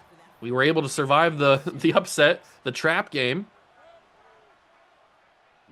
This also could be considered a trap game since they're 3-5. Baker going to fire to the flat. He's got Chris Godwin, who I think we traded away, if I'm not mistaken. Was he in the Marvin Harrison deal? Did I trade Chris Godwin to get Marvin Harrison? I can't remember. I feel like that sounds right, but I don't know for sure. Will Johnson sends Godwin out of bounds, but not before he gets the first down. And the Buccaneers are moving the football very well against us, both on the ground and through the air. I'm a little bit terrified. Oh, look at Carson Schlesinger exploding in the backfield, blowing up that run of Bucky Irvin. He had no chance on that one, and he gets no gain. It's a screen pass. JOK's right there. JOK wraps the ankle. It's 3rd and 10. That massive helmet of his, man. I love the Guardian cap, bro. The Guardian cap looks so stupid, but it's so awesome. It's so hilariously dumb. I wish you could make it Guardian caps customizable, where you could like add it. Oh, drop by Emeka Ibuka? All right, that's how you know it's a video game. Emeka Ibuka don't drop passes. He's an Ohio State receiver. Ohio State receivers don't drop things. Except for when they drop their wives. I'm just kidding. First down and 10 for the Cleveland Browns. Here comes the big dog. Hopefully having a better game than he did against the Colts. He was able to make it look respectable at the end there, but those 3 interceptions are pretty rough. Pretty rough. We're definitely going to have to run away from Vita Vea because he's a menace to society. But Quinshawn, man, 16 carries, 132 yards, and a tutty. It don't get better than that, dog. He's crazy good. And I'm tempted to send Devonta Smith deep and see if he can win. He most certainly could not. But Eddie Velasco's wide open, and look at this big man run. Spin move. Eddie Velasco, big dog. He's got the big dog energy. He's gonna be a freak. I can just feel it in my bones. I can feel it in my pickle. He's gonna be a god. And that's another holding call, man. We keep racking up holding calls. Oh, I can't handle it, man. I can't handle it. This time it's Harold Fannin. At least it's a new player every time. It's not like the one person's getting called for holding every single time. That would be, we'd have to start calling in some favors from the Mafia. Julian Enriquez is going to scramble. He showed his wheels last game against the Colts on Monday night. Now people know he can run. Well, he can't really run that much, but he can move when he needs to. I'm really just waiting on a big throw to somebody. Velasco drops it. Wow, he is a rookie. Got to remember, he is a rookie at the end of the day. But that should have been caught at least. Big blocking for Quinshawn Judkins. He gets a first down. That was 3rd and 11. Injury timeout. Who's hurt? Is it Quinshawn? He's kind of just standing there like Michael Myers. Now he's pointing at somebody. Wow, he's holding his hand or his head in his hands. Quinshawn Judkins injured on the play, I would assume. He has to be. Very strange. I wish the animations would just tell you who's hurt. It didn't even come up with an injury thing. It just, you had to guess. And it is Quinshawn, but he's bruised his hand. So why does he have his head in his hands if he's got a bruised hand? Shouldn't he be holding his hand? I don't know. Very strange. Nobody said Madden was a good video game. Literally nobody. Swatted away. I shouldn't have thrown that. I thought that he wasn't going to cover, but then he ended up covering. Oh, that's, is that Baron Browning? It's the only Browning I know other than Jake Browning, and obviously he's not a defensive player. That's Eddie Velasco, wide open. Eddie's getting a lot more touches now that he's in the slot, and I don't hate it. He did drop a pass today, but I don't care. He's a god. We are coming up on the end of the first quarter. Quinshawn back in the game. That bruised hand don't matter. Do I want to snap this? No, I'll let this go to the end of the first quarter. We'll take a 0-0 game into the second quarter, but we aren't driving. We're knocking on heaven's door here. Ready to get another touchdown this season. But who's it going to go to? Is it going to go to Enriquez and somebody in the receiving corps? Or is it going to go to the big man behind him? Quinshawn Judkins. He bounces off tackles like crazy. Unfortunately, got wrapped up there and couldn't get the first down. Ooh, I want to go fullback dive here, but I think our fullback is Harold Fannin. Or maybe it's one of the tight ends. It might be Conrad Scholes, actually. I can't remember exactly. Oh, that didn't work now, did it? That did not work. Do we take the points or do we get overly aggressive? I think we get overly aggressive. I never learn, do I? This doesn't always work. But for some reason, I'm feeling frisky today. Eddie Velasco, I trust him. I trusted the rookie, he drops it. I trusted the rookie, and he drops it. I can't even believe it. I can't even begin to express my deep, deep disappointment in Eddie Velasco right now. Yeah, I should have taken the points. I understand. I never take the points. Sometimes it comes back to hurt me. Sometimes it doesn't. I should have taken the points. I get it. But I thought I could get the first down. I really did. That's a tough pill to swallow, not getting that first down there. Maybe I should have trusted Devonta Smith. Maybe trusting Velasco in that spot was a little bit bold. And it didn't work. And now the Vikings... What? The Bucks... Wrong seafaring peoples. The Bucks are driving on me. Some may say they're running a train on me. 2nd and 12, loss of 2 for Bucky. Myles Garrett plants the flag. Maybe making a reference to Baker Mayfield planting the flag at The Ohio State University on the fake turf that doesn't really stand up to flag planting, but he still did it anyway because he's a dumb person. But I like Baker now. 3rd and 6. 3rd and 6. Oh, what a throw. Mike Evans was open on the slant from the moment the ball was snapped because we were playing so soft coverage. And easy throw, easy catch, easy first down. Play action, wide open. Delpit can't get the hit stick. It's 2-minute warning. I don't like this. Tampa's moving the football, and it's kind of scary. This is not the Browns defense I've come to know and love and swoon over. Oh, Baker is just chucking these balls as quick as possible. There's not many quarterbacks that'll throw a football in a nanosecond as soon as he snaps it. It's almost like he's afraid of the ball. It's like a hot potato. He's throwing it as quickly as he gets it. Although that time he actually takes some time to figure out where he wants to go with it. We are about to be under a minute in this half. No score on the board so far. That just does another quick throw. I can't contain it. And Bucky broke both the tackles. What am I supposed to do about that? We had 2 guys on him. Bucky broke the tackles. Bucky Irving's a beast, apparently. We are under a minute to go. Tampa called a timeout from the 10. It's a screen pass. Schlesinger getting held. Bucky gets brought down to the 3. Carson Schlesinger was getting held out of his shoes by whoever that offensive lineman was. But no call, of course, because it wasn't me holding. So if it's not me, they're not going to call it.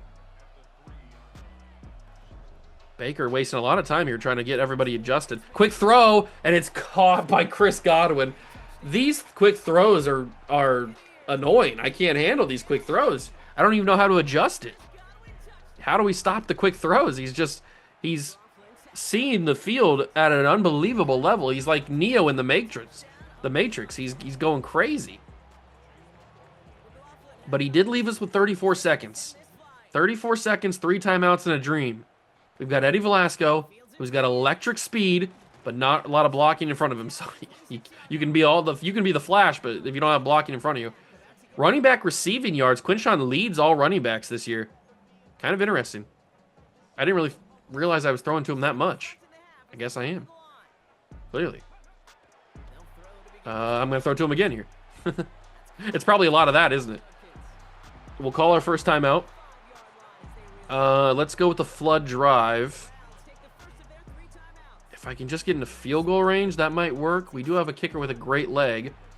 So if we go underneath the Jerry Jeudy, he gets the first down, he gets more. We call our second timeout, and then we probably have to save that timeout for the field goal. Unless Eddie Velasco's got crazy good speed. This is my big shot of the half.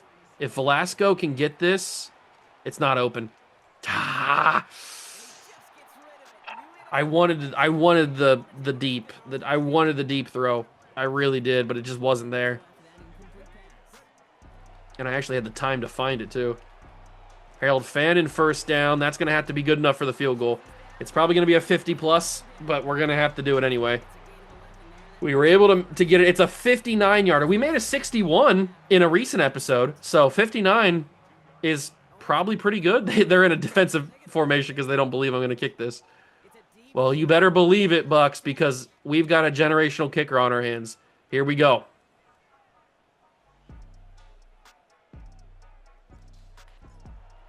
Escobar, he's got it up.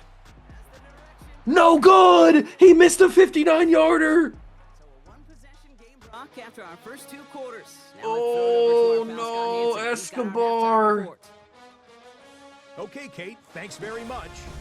How could he possibly have missed it? The playoff race started. It had the leg. Take shape. At least I thought it did. I put full power on it. Our tour around the NFL starts Can't believe now. that. Joe At Burrow Paycor versus the Stadium Steelers. in Burrow gets hit as he Cincinnati. throws, but he Bengals finds his at man. home to take on the Steelers It's not in even a Jamar physical Chase or matchup T. in the Higgins. AFC I North. can't even see who the name on the back of that jersey is. And It's this is Nick Westbrook Akine. Akine. All right. One of his 2 touchdown catches. Somehow he of the found his way to game coming Cincinnati right and he here. scores a big touchdown as the Bengals win. Come away with a victory. They win by 6.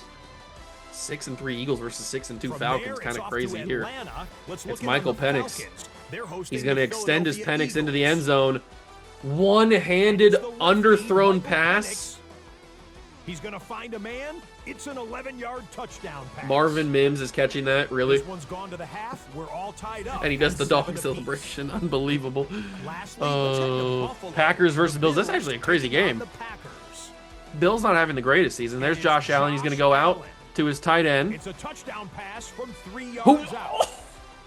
This one's at halftime with the Bills lead by a field goal at halftime. And here's a look at the rest Oh of the my action that's going God. on. The Oh risers my and the fallers God. around the NFL Was that Dawson Knox here or was in that Dalton Week 10. Kincaid? Whoever that was, Meanwhile, in our just game, absolutely one sent touchdown on the that board. Packer defender to the 7-0 is shadow the realm. score. As Oh we get my you back out God. to Kate I've never seen a truck that violent before in the game. That was insane. Oh my God. Good golly, Miss Molly. That was crazy. But here we go in our game. We start the third quarter with the football. What is this kick return coverage? This is very strange. It's going to allow Miguel Perez to get a big gain, 45-yard line. I don't know what that kick return coverage was. That was really strange. They're going to show me the receiving yards for running backs again because they think that I haven't seen it before. Psst. You already showed me that. Whatever. Here we go. Second half begins. Quinshawn should not have gotten wrapped up there. There was so much room. He should have just blown everybody away. Let's go. Harold Fannin. He didn't get open quick enough. I needed him to get open just a little bit, just a little bit quicker, and he didn't get open enough. So we're going to call the exact same play and hope he does this time. He's not going to, so let's get it to Quinshawn. Quinshawn gets the first down. That's probably why he leads all running backs, because he does stuff like that. And that's an injury to our rook. Wait, who is that? Oh, no, it's Taylor Decker. I thought it was Christian Dickinson. Oh, our new addition, Taylor Decker, in this episode. We made the trade at the deadline. Wasn't really thinking about the trade, but we did it. And he ends up getting injured right there. Hopefully it's nothing too serious. It's just a bruised rib. Okay. Just a bruised rib. He can play through that. Totally fine. Totally fine. He's all good. Hand out to Judkins, getting nowhere. The run game is really dried up. It has really dried up here in the second half. Bucks defense doing a good job. I'm going to try to hit Quinshawn, or not Quinshawn. I always do that, man. Quentin Johnston. Too many Qs on my team. I have two players named Q, and they're very close together. Quentin and Quinshawn. Too many Quins. You got to cut one of them with a butter knife. That's wide open. Another drop. No, he caught it? He did. Okay, I thought I saw the ball drop out there. Eddie Velasco drops. Sorry, I doubted you, my king. I didn't mean to doubt you. I just thought I saw the ball roll out there, but it must have been his foot or something. Good blocks. Quinshawn breaking tackles. Down to the 6. Quinshawn doing the dang thing. Velasco's in. Jerry Judy's in. It's got to be Velasco, right? It's got to be... No, it's got to be nobody. As we get absolutely smoked on that one. Well, this time it's got to be Devonta Smith. Just got to go underneath. Easy does it. Although they're following it the whole way. Quinshawn lost yards on it. Shouldn't have went that way, but it looked... For some reason, it looked open. Probably because it was so far in the backfield that nobody was covering it just yet. Is that open? Well, that was a really behind the throw. He got it to the 1. He got it to the 1.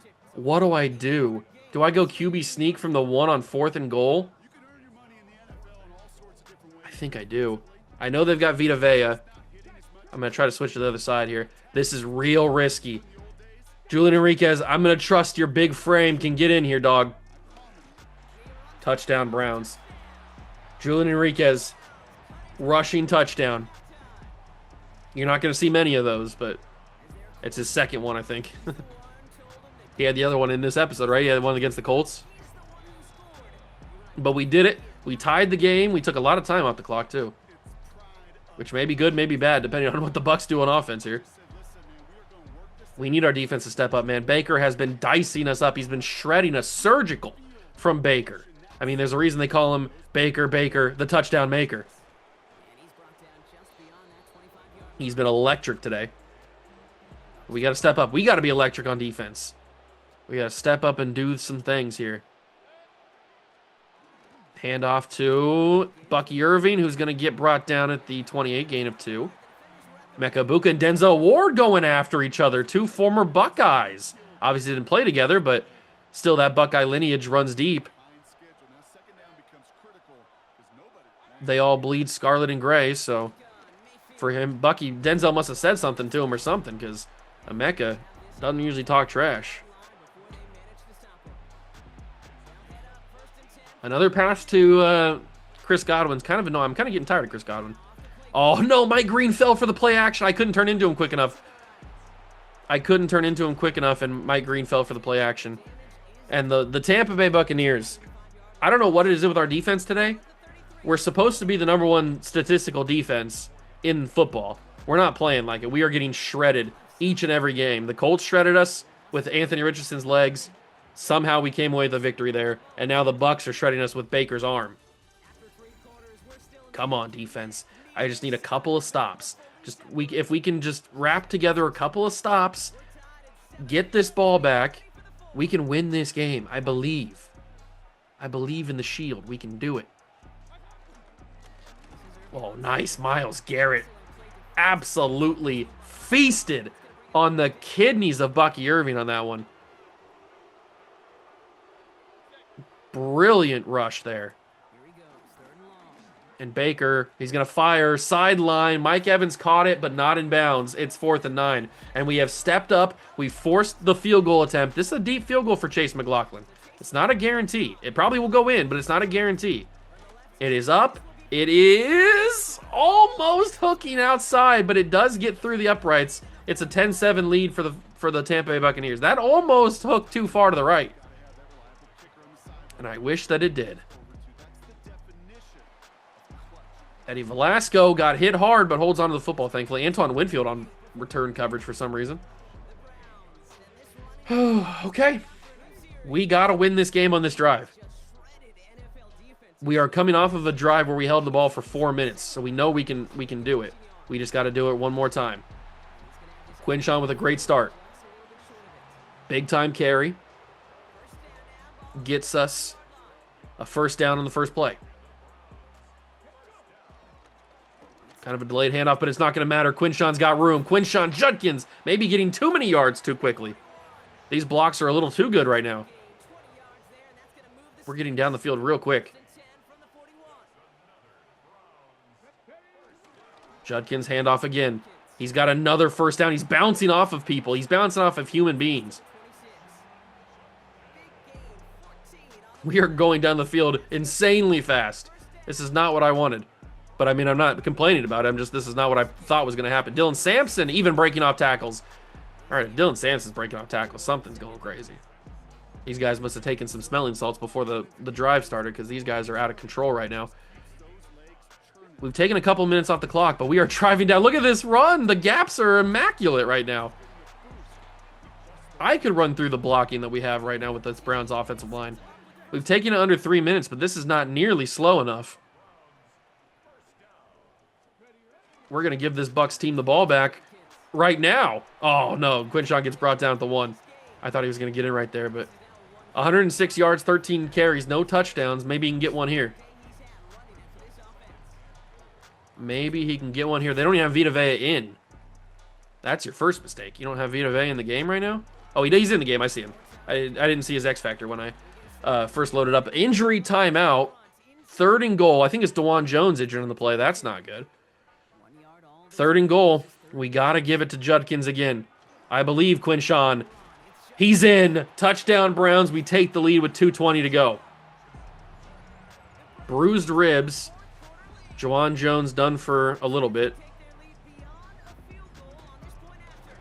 Escobar drills the extra point. It's 14-10. We have a 4-point lead, so at least a field goal can't kill us. At least they can't just drive down in 2 minutes, 20 seconds, kick a field goal, win the game. They do have to score a touchdown. We need to play as good a defense as we've ever played against this Baker Mayfield offense, although this is not good. This is really not good. I overcommitted. Oh, my God. We already gave them a touchdown, basically. I should have probably just let him score at that point to give us the last chance, but this is unbelievable right here. I don't like this one bit. Baker needs to make a mistake. They have unbelievable field positioning already. The kick return was unbelievable. Will Johnson makes the tackle, but Godwin makes a big catch as well. We rank 20th at something. We've allowed 10 something today. I'm assuming that's first downs, maybe? We've allowed 10 first downs today? I'm not sure. I wish it would have told me what that was about, but we've reached the 2-minute warning.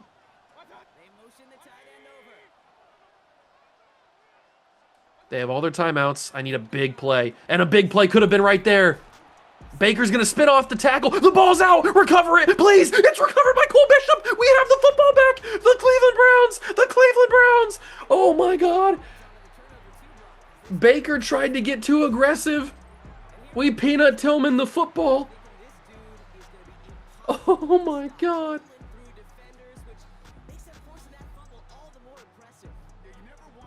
Carson Schlesinger forces the fumble. Tristan Wirfs can't recover. And the Cleveland Browns, the land of Cleve, might have just survived another one. We still got to make sure that we can get out of this game with a victory. And they have all their timeouts, and we just suffered a holding call, so that's never good. It's Harold Fan and another holding call on Harold Fan. You know, I said it's usually different players every single time. Well, that time it's a repeat offender. And that makes it 1st and 20. That's a lot more yards to get when we're trying to run the clock out. I don't know if you knew that, Harold. Quentin Johnston drops the football at 2nd and 20. We're supposed to be taking time off the clock, but I got to try to get these yards back because of a freaking holding call by Harold Fannin. What are we doing, dog? Quinshawn gets a lot of that yardage back, thank God. Makes it a super manageable 3rd down for us. 3rd and 4. They used one of their timeouts. It's got to be Jerry Jeudy right here. It's simply got to be Jerry Jeudy. He's open enough. It's a 1st down. That should be game. As long as nothing else crazy happens, although this game's been pretty crazy. As long as nothing crazy happens, we can just coast to a victory. Quinshawn tries to drop the hammer on Winfield, couldn't do it.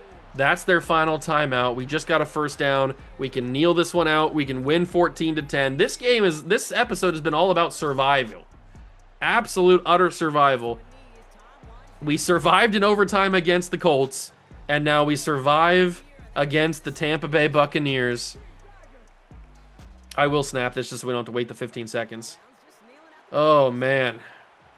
Man, oh, man, oh, man. We win again. Whew. We are escaping by the skin of our teeth in today's episode. Absolute insanity. No passing touchdowns for Enriquez, but no interceptions either. Whew. I'm just happy we won. we're at the point here in season 2 where we've won so many games, I don't care how we win, as long as we do end up winning. So we do have a very big episode next episode. We've got, oh, no, we don't. That's week 13. So in a couple episodes. I was going to say we have focus scouting, but that is going to be coming up in a couple episodes. Next episode, we got the Commanders and the Ravens. That Ravens game is going to be huge. They are 9-0. We are 8-2. And I think we played them earlier and lost them, right? Yeah, we did. We played them week 5 and lost 10-17. 17-10, I should say. So they have the 1-game split so far. We need to win that next game. If we don't, we're going to be in trouble. We're probably not going to win the division unless they slip up at the end of the season, but I don't think that's going to happen. Quinshawn is second right now in rushing yards, which is pretty cool. But Saquon's having a killer season.